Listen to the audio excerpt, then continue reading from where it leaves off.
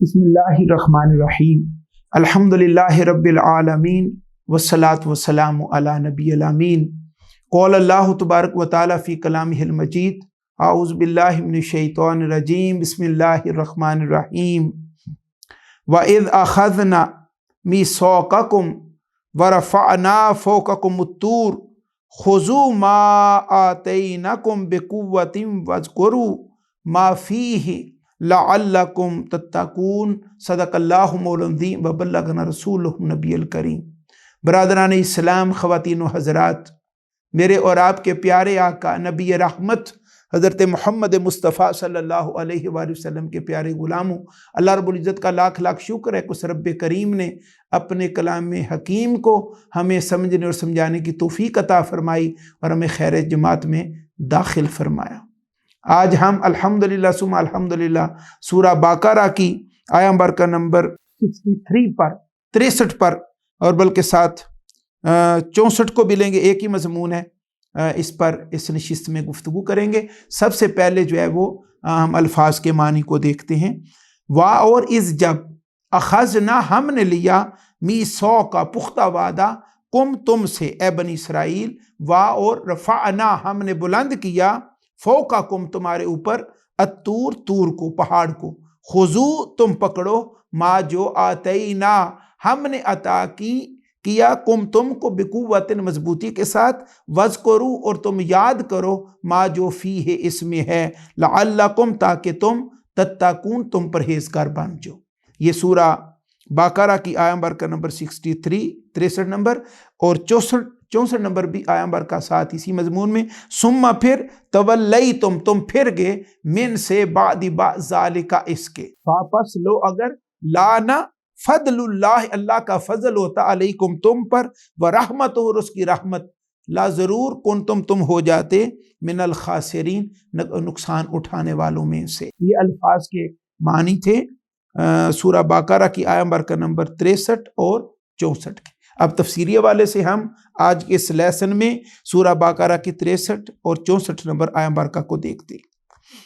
अब तसलसल के साथ बनी इसराइल का जिक्र जारी है और मदीना पाक के यहूदियों को और क़यामत तक आने वाले यहूदियों को अल्लाह रब्बुल इज़्ज़त अपने एहसानात याद दिला रहा, अपनी मेहरबानियाँ और अपनी शफ़क़तें याद दिला रहा है, ताकि उनके अंदर ये एहसास और बेदारी पैदा हो और वो अल्लाह रब्बुल इज़्ज़त पर सही मानों में ईमान लाएं और सबसे बढ़कर नबी रहमत हम सब के आका व मौला हज़रत मोहम्मद मुस्तफ़ा सल्लल्लाहु अलैहि वसल्लम पर ईमान लाएं और साथ कुरान मजीद पर ईमान ले आएं। और इस मकाम पर उनको याद दिलाया जा रहा है, फरमाया कि ए कौम यहूद, याद करो उस वक्त को जब हमने पुख्ता वादा लिया कुम से, व इज़ अख़ज़ना मीसाक़कुम और जब हमने पुख्ता वादा तुमसे लिया, व रफ़अना और बुलंद किया फ़ौक़कुम तूर तुम्हारे ऊपर तूर को, और हमने कहा खुज़ू पकड़ो मा अतैनाकुम जो अहकामात जो आयात हमने तुम्हें अता किए हैं बेकुव्वतिन मजबूती के साथ, वज़्कुरू और तुम याद करो माफ़ी है जो इसमें है यानी तौरात में लअल्लकुम तत्तकून ताकि तुम परहेज़गार बन जाओ। अब हुआ क्या कि अल्लाह रब्बुल इज़्ज़त ने हज़रत मूसा अलैहिस्सलाम के तवस्सुल से और वसीला से बनी इसराइल को फ़िरौन से निजात दी, इनको बचा लिया समंदर से और फ़िरौन और उसके सारे जितने फौज थी और सारे फ़िरौनी थे उनको गर्क कर दिया। मूसा अलैहिस्सलाम ने रब्बे करीम तेरा मुझसे वादा था कि मैं तुम्हें किताब अता फरमाऊंगा, तो वो मुझे किताब अता फरमा ताकि उसके मुताबिक मैं अपनी कौम की तरबियत कर सकूं और अपनी कौम को हदायत दे सकूं, रहनुमाई कर सकूं। तो अल्लाह रब्बुल इज़्ज़त ने फरमाया कि 40 रातों पे तूर पे आ जाओ। अल्लाह रब्बुल इज़्ज़त ने तौरात अता फरमाई। जब आप तौरात लेके आए और कौम के सामने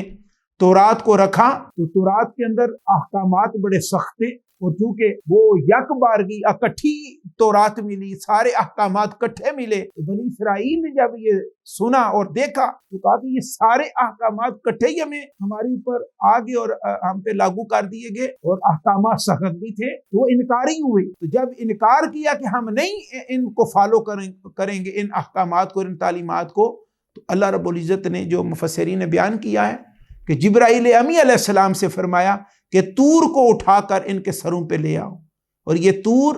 सुरियानी ज़बान का लफ्ज़ है और जिसका माना पहाड़ है, माउंटेन, रॉक। जिब्राईल अमी अलैहिस्सलाम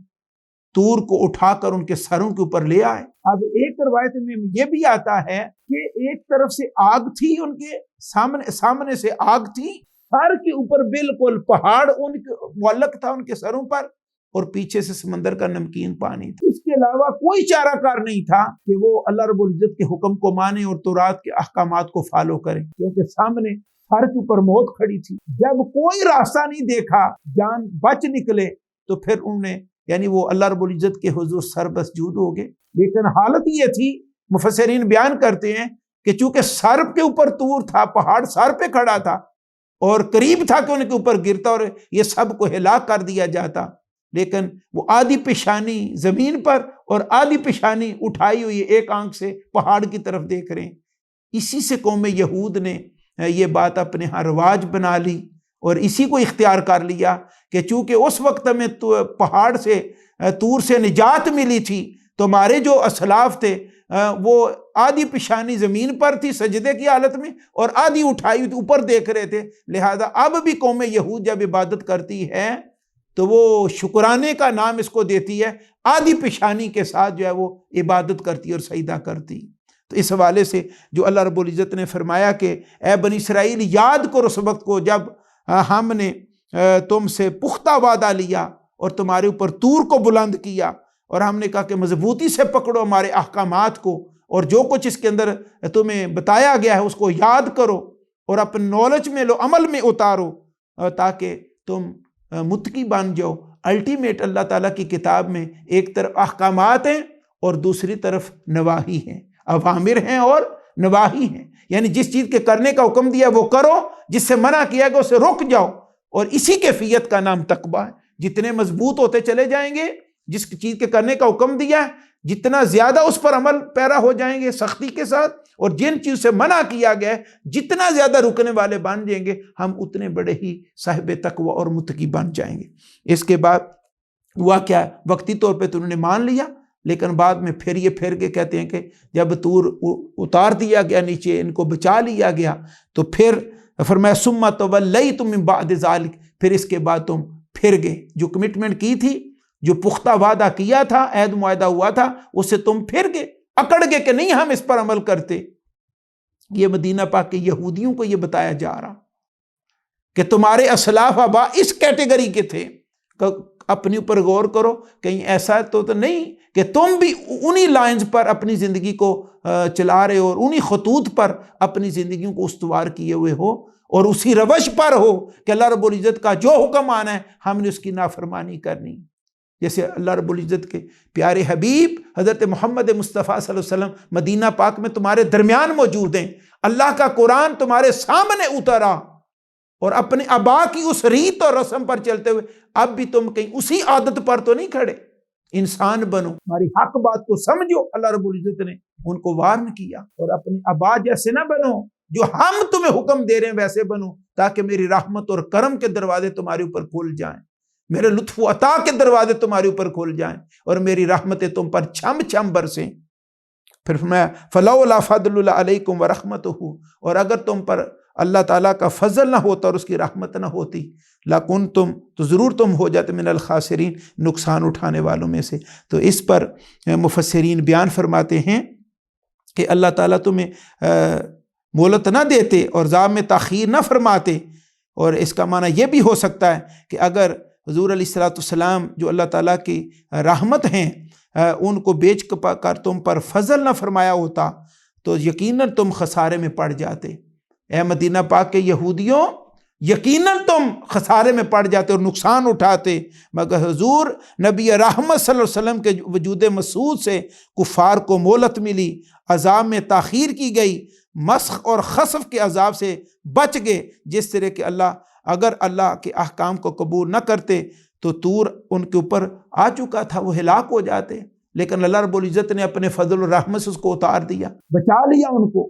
آج بھی اگر تم اللہ رب العزت کے احکامات کو نہیں مانو گے تو پھر عذاب آئے گا، اور اگر کچھ بچاؤ ہویا ہوا ہے تمہارا اور تمہارے اوپر عذاب نہیں آ رہا، تو اس کی وجہ نبی آخر الزمان، نبی رحمت کل جہاں حضرت محمد مصطفیٰ صلی اللہ علیہ وسلم کی ذات اقدس ہے۔ اللہ رب العزت ہمیں حق بات سمجھ اس پر عمل کرنے کی توفیق عطا فرمائے۔ وما علینا الا البلاغ المبین۔